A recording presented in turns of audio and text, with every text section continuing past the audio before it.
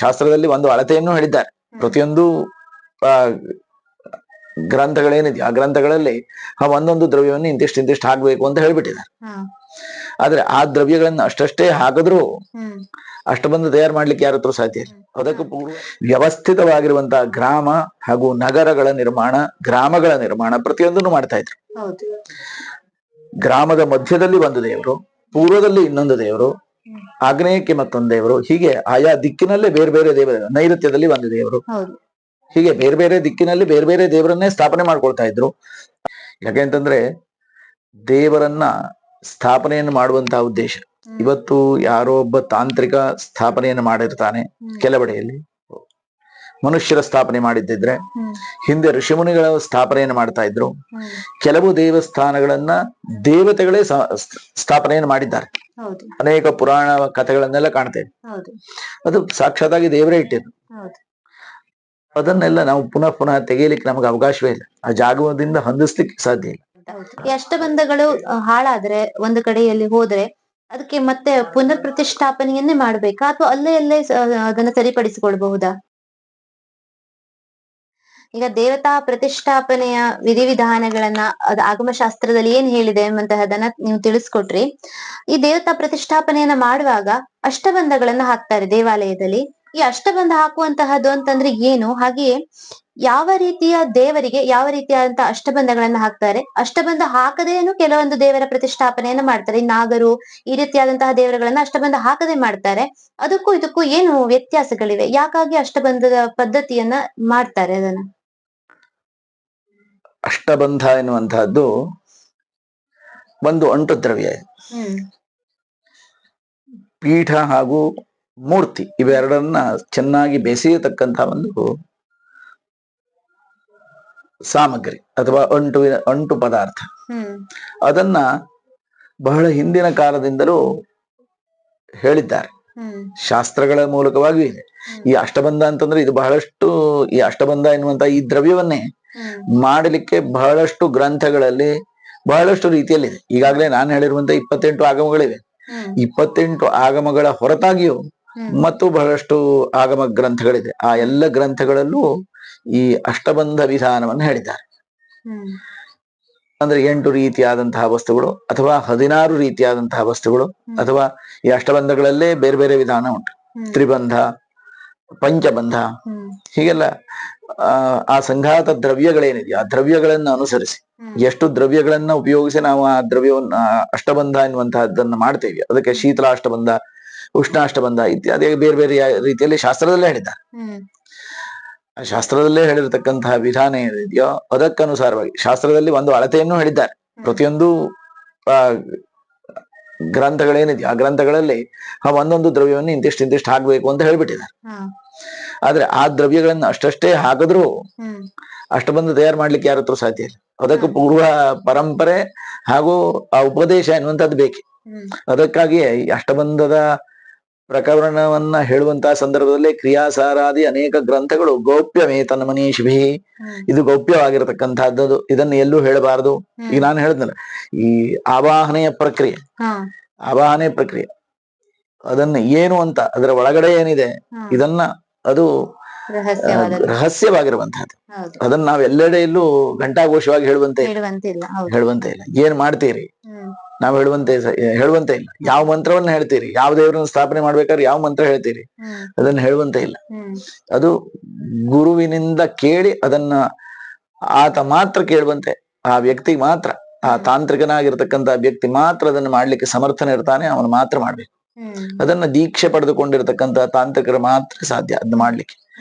ಅದರಿಂದ ಅದು ಗೌಪ್ಯಮೇತನ್ ಮನೀಷಿ ಅಂತ ಹೇಳಿದ್ದಾರೆ. ನೀವು ಅಷ್ಟಬಂಧ ಇದನ್ನ ಸರ್ವೇ ಸಾಮಾನ್ಯವಾಗಿ ಹೇಳುವಂತೆ ಅಷ್ಟಬಂಧ ಎನ್ನುವಂತಹದ್ದು ಸಾಮಾನ್ಯವಾಗಿ 8 ರೀತಿಯಾದಂತಹ ವಸ್ತುವನ್ನ ಸೇರಿಸುವಂತಹದ್ದು, ಅದನ್ನ ಸೇರಿಸಿ ಕೂಡಿಸುವಂತಹದ್ದು. ಈ ಅಷ್ಟಬಂಧವನ್ನ ಕೆಲವು ದೇವರಿಗೆ ನೀವು ಹೇಳಿದಾಗೆ ಕೆಲವು ದೇವರಿಗೆ ಹಾಕ್ತೀರಿ, ಕೆಲವು ದೇವರಿಗೆ ಹಾಕೋದಿಲ್ಲ. ಇದೇನು ಕಾರಣ? ಕೆಲವು ಪ್ರಾಕೃತಿಕವಾಗಿ ಹಾಗೇ ಇರುವಂತಹ ವಸ್ತುಗಳು, ಅದನ್ನ ಅದೇ ರೀತಿಯಲ್ಲೇ ನಾವು ನೋಡ್ಬೇಕು. ನೀವು ನಾಗರ ವಿಷಯವಾಗಿ ಕೇಳಿದ್ರಿ.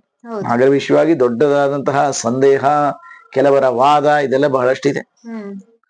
ನಾಗರಿಗೆ ಅಷ್ಟಬಂಧ ಹಾಕಬಾರದು, ಇದೊಂದು ಪ್ರಚಲಿತವಾಗಿರತಕ್ಕಂತಹ ಒಂದು ವಾದ.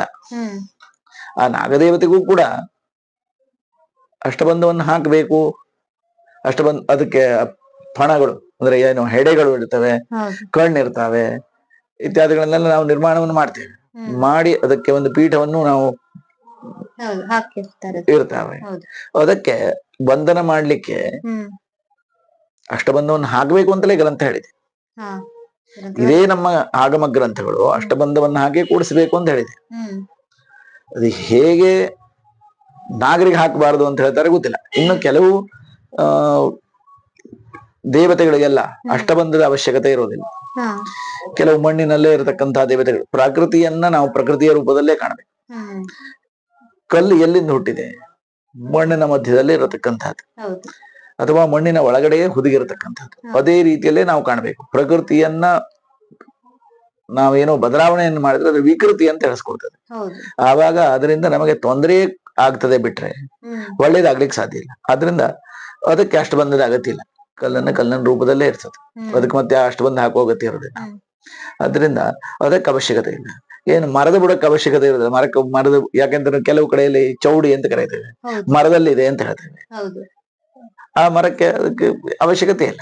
ಯಾಕಂತಂದ್ರೆ ಮರದ ಬುಡಕ್ಕೆ ಅಷ್ಟಬಂಧ ಹಾಕಿದ್ರೆ ಮರನೇ ಹುಟ್ಟೋಕ್ ಸಾಧ್ಯ ಇಲ್ಲ, ಅದು ಒಳಿಲಿಕ್ಕೆ ಸಾಧ್ಯ ಇಲ್ಲ. ಅದರಿಂದ ಅದಕ್ಕೆ ಅವಶ್ಯಕತೆ ಇಲ್ಲ.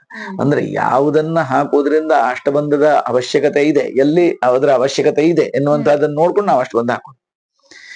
ಇಲ್ಲಿ ಆಗಮದಲ್ಲಿ ಹೇಳಿರುವಂತೆ ಈ ಪ್ರಕೃತಿ ಮತ್ತು ಪುರುಷರ ಸಂಯೋಗವನ್ನ ಪ್ರತಿಷ್ಠೆ ಅಂತ ಕರೀತೀವಿ. ಪೀಠ ಎನ್ನುವಂತಹದ್ದು ಸ್ತ್ರೀಯ ಶಿಲೆ, ಸ್ತ್ರೀ ಶಿಲೆ. ಅದರ ಮಧ್ಯಭಾಗದಲ್ಲಿ ಹೊಂಡವು ಇರ್ತದೆ. ಅದೇ ಈ ಮೂರ್ತಿ ಏನಿರ್ತದೆಯೋ ಅದಕ್ಕೆ ಕೂಲು ಅಂತ ನಾವು ಕರೀತೇವೆ ಇವತ್ತು ಕನ್ನಡದ ಭಾಷೆಯಲ್ಲಿ. ಅದಕ್ಕೆ ಉದ್ದನೆಯ ಒಂದು ಮಧ್ಯಭಾಗದಲ್ಲಿ ಸೇರಿಸ್ತಕ್ಕಂತಹ ಒಂದು ಅಂಶಗಳಿರ್ತವೆ. ಅದು ಇರತಕ್ಕಂಥದ್ದು ಮೂರ್ತಿ. ಆ ಮೂರ್ತಿ ಏನಿರ್ತದೆಯೋ ಅದು ಗಂಡು ಶಿಲೆ. ಆ ಮೂರ್ತಿಯನ್ನು ಮಾಡ್ಬೇಕಾದ್ರೂ ಒಂದಿದೆ, ನಮಗೆ ಶಾಸ್ತ್ರವೇ ಅದನ್ನ ಹೇಳಿದೆ. ಸ್ತ್ರೀ ಶಿಲೆಯಿಂದ, ಕಲ್ಲಿನಲ್ಲೂ ಸ್ತ್ರೀ ಶಿಲೆ, ಪುಂಶಿಲೆ, ನಪುಂಸಕ ಶಿಲೆ ಇದನ್ನೆಲ್ಲ ಗುರುತಿಸ್ತಕ್ಕಂತ ಒಂದು ಅಂಶ ಇದೆ. ತಾಂತ್ರಿಕ ಹಾಗೂ ಈ ಏನು ಶಿಲ್ಪಿ ಇರ್ತಾನ ಅವನು ಹಾಗೆ ಇದ್ದು ಬಿದ್ದಿರ್ತಕ್ಕಂತ ಕಲ್ಲುಗಳನ್ನೆಲ್ಲ ಕೆತ್ತಾವ ಮಾಡ್ಲಿಕ್ಕೆ ಸಾಧ್ಯ ಇಲ್ಲ. ಅವು ಶಿಲ್ಪಿ ಅಂತ ಹೇಳಿಸ್ಕೊಳ್ಲಿಕ್ಕೆ ಸಾಧ್ಯ ಇಲ್ಲ, ತಾಂತ್ರಿಕ ಅಂತ ಹೇಳಿಸ್ಕೊಳ್ಲಿಕ್ಕೂ ಸಾಧ್ಯ ಇಲ್ಲ. ಆ ಗಂಡು ಶಿಲೆ ಯಾವ್ದು, ಹೆಣ್ಣು ಶಿಲೆ ಯಾವ್ದು, ನಪುಂಸಕ ಶಿಲೆ ಯಾವ್ದು, ಇದೆಲ್ಲದರ ಪರಿಜ್ಞಾನ ಇರಬೇಕು. ಯಾವ ಶಿಲೆಯನ್ನ ಎಲ್ಲಿ, ಯಾವ ದೇವಸ್ಥಾನದಲ್ಲಿ, ಎಲ್ಲಿ ಯಾವ ಭಾಗದಲ್ಲಿ ಉಪಯೋಗಿಸ್ಬೇಕು ಅದನ್ನೇ ಉಪಯೋಗಿಸ್ಬೇಕಾಗ್ತದೆ. ಅದು ಇರದೇ ಹೋದ್ರೆ ದೇವಸ್ಥಾನದ ಯಾವುದೋ ಒಂದು ಭಾಗ ಸೋರ್ತದೆ. ಇವತ್ತು ಬಹಳಷ್ಟು ದೇವಸ್ಥಾನ ಇವತ್ತು ವರ್ಷಾತಪ ನಿವಾರಣೆಯನ್ನ ಮಾಡಿಕೊಳ್ಳಿಕ್ ಸಾಧ್ಯ ಆಗೋದಿಲ್ಲ. ಬಿಸಿಲು ಬರ್ತದೆ, ಸಿಕ್ಕಾಪಟ್ಟೆ ಸೆಕೆ ಆಗ್ತದೆ, ಮಳೆ ಬರ್ತದೆ, ದೇವಸ್ಥಾನದ ಒಳಗಡೆ ಎಲ್ಲ ನೀರು. ಕಾರಣ ಏನು ಅಂತಂದ್ರೆ ಗಂಡು ಶಿಲೆ ಯಾವುದು, ಹೆಣ್ಣು ಶಿಲೆ ಯಾವುದು ಗೊತ್ತಿರದೆ ಕೂಡಿಸಿರ್ತಕ್ಕಂಥ ಯಾವುದೋ ಕರ್ಮಚಾರಿಗಳು ಬಂದು ಕೂಡಿಸಿ ಮಾಡ್ತಕ್ಕಂಥದ್ದು ದೇವಸ್ಥಾನ ಇವತ್ತಿನ ಎಲ್ಲ ಕಡೆಯಲ್ಲೂ ಕಾಣುವಂತಹದ್ದು ಅದೇ. ಯಾಕೆಂತಂದ್ರೆ ಪ್ರಧಾನವಾಗಿರ್ತಕ್ಕಂಥ ಶಿಲ್ಪಿ ಬರ್ತಾನೆ, ಆತನ ಕೆಲಸಗಾರ ಇರ್ತಾರೆ, ನೀವು ಕೊಟ್ಟಿ ಅಂತ ಹೇಳ್ತಾರೆ, ಅವನು ಕೊಟ್ಟು ಹೋಗ್ತಾರೆ. ಅವರಿಗೆ ಯಾವ ಪರಿಜ್ಞಾನವೂ ಇರೋದಿಲ್ಲ. ಶಿಲೆಯ ಆಯ್ಕೆಯೂ ಅಷ್ಟೇ ಪ್ರಧಾನವಾಗಿರ್ತದೆ. ಅದೇ ರೀತಿಯಲ್ಲಿ ಗಂಡು ಶಿಲೆಯಿಂದ ಮೂರ್ತಿಯನ್ನ, ಹೆಣ್ಣು ಶಿಲೆಯಿಂದ ಪೀಠವನ್ನ, ಅದರ ಅಡಿಗಡೆಯಲ್ಲಿ ನಪುಂಸಕ ಶಿಲೆಯನ್ನು ಹಾಕ್ತೇವೆ. ದೇವಸ್ಥಾನದ ನಿರ್ಮಾಣದಲ್ಲಿ ಅಡಿಗಡೆಯಲ್ಲಿ ನಪುಂಸಕ ಶಿಲೆ ಇರ್ತದೆ. ಆ ನಪುಂಸಕ ಶಿಲೆ, ಅದರ ಮೇಲೆ ಸ್ತ್ರೀ ಶಿಲೆ ಆಗಿರ್ತಕ್ಕಂಥ ಪೀಠ, ಅದರ ಮೇಲ್ಗಡೆ ಮೂರ್ತಿ.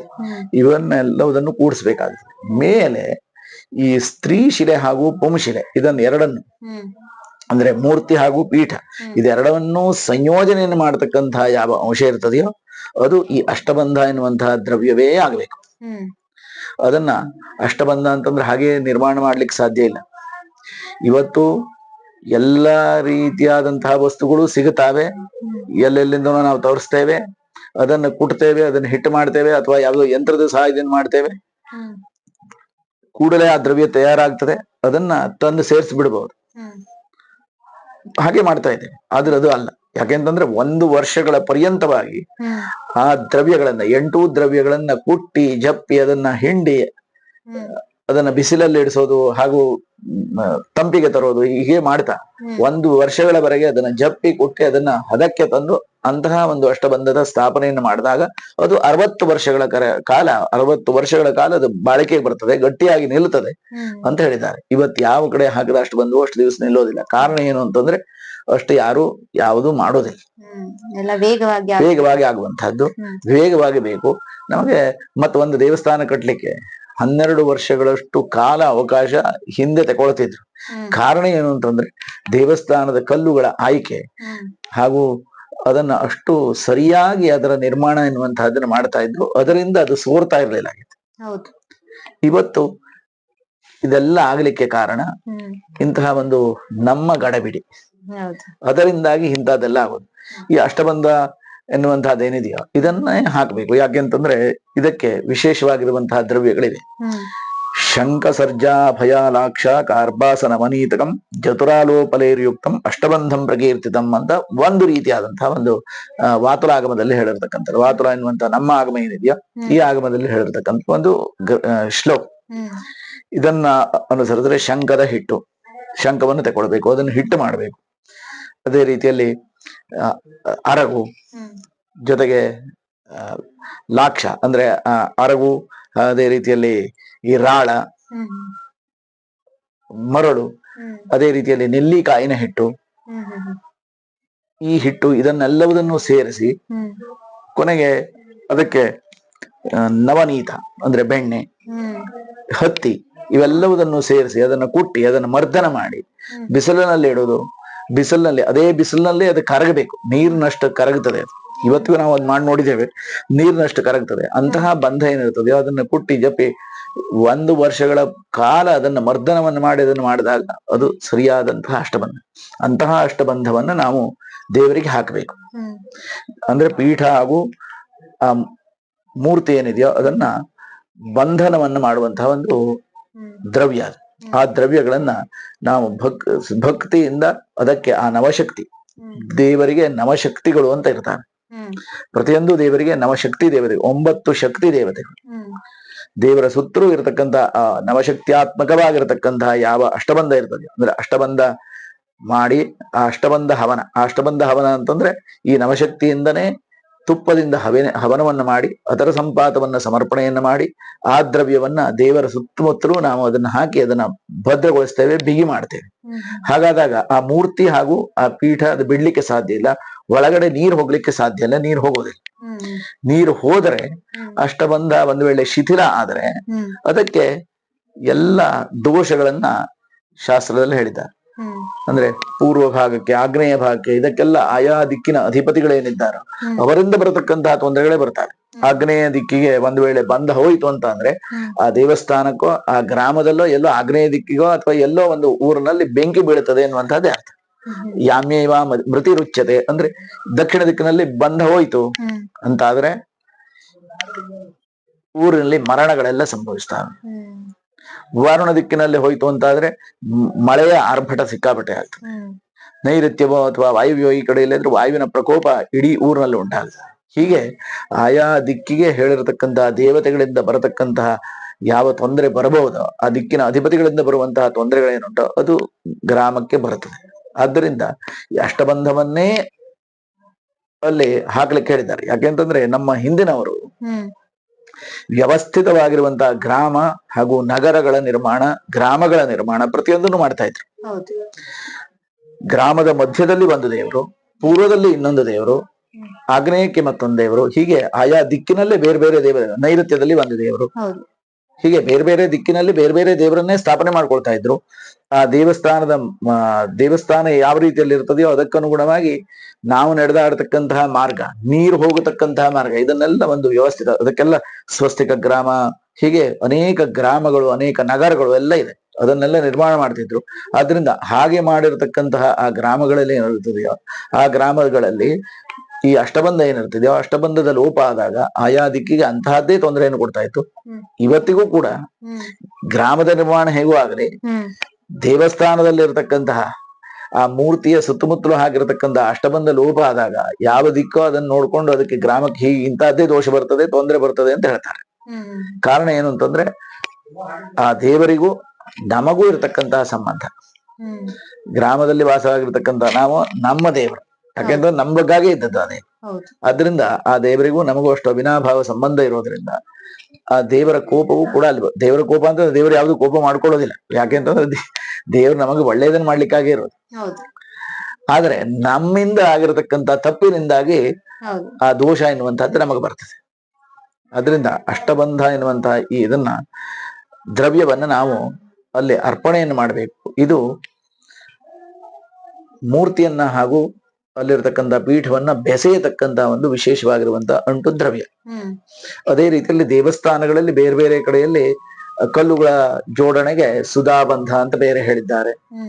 ಅದಕ್ಕೆಲ್ಲ ಬೇರೆ ಬೇರೆ ರೀತಿಯಾದಂತಹ ವನಸ್ಪತಿಗಳನ್ನ ತಂದು ಅದನ್ನ ಕೊಳೆಸಿ ಅದರಿಂದ ಅಂಟು ದ್ರವ್ಯವನ್ನ ತಯಾರು ಮಾಡಿ ದೇವರನ್ನ ಬೇರೆ ಬೇರೆ ಕಡೆಯಲ್ಲಿ ಅದನ್ನು ಕೂಡಿಸ್ಲಿಕ್ಕೆ ಹೇಳಿದ್ದಾರೆ.